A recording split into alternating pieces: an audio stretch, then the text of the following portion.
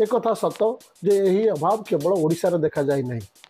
पंजाब, उत्तर प्रदेश, मध्य प्रदेश, छत्तीसगढ़, तेलंगाना, आंध्र प्रदेश आदि विभिन्न राज्य में सार अभाव देखा देछि। ओडिशा रे डबल इंजिन सरकार थाई मध्य सेतुरु किछि फायदा मिलु नहीं। गत वर्ष एप्रिल ठारू जून मध्य देश भितर यूरिया उत्पादन 102.1 लाख टन होता बेले एवर्ष से समय मध्य 96 लाख टन पहुंची। तामाने यूरिया उत्पादन देश भितर कमी। आमे जदि विदेश आमदानी कथा देखा ताहले गत वर्ष एप्रिल ठारू जून मध्य यह बहुमात्रा कमी। चाइना गत वर्ष आमको सार दबा बंद करथिला।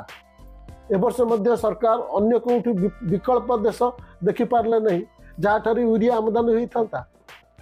उभय देश भितर उत्पादन और देश बाहर आमदानी कमिबारु स्टॉक कमिला।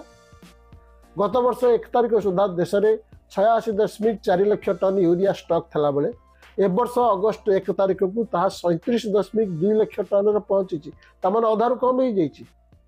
पूर्वतन मुख्यमंत्री नवीन पट्टनायक ए बाबद में प्रधानमंत्री को जेपी नड्डा को लिखि चिठी रे उल्लेख कर 2018 मसीह सार कारखाना तालचेर ठारे शिलान्यास होते आज पर्यंत सेठार उत्पादन आरंभ हो पारानी।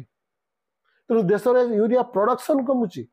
एणे सरकार वर्ष पर वर्ष फर्टिलाइजर उपर सब्सिडी कमी चलती।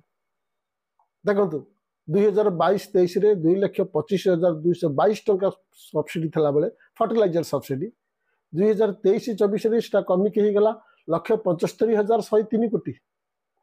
2024-25 रे सेटा कमी के 1,64,000 कोटी टंका हला।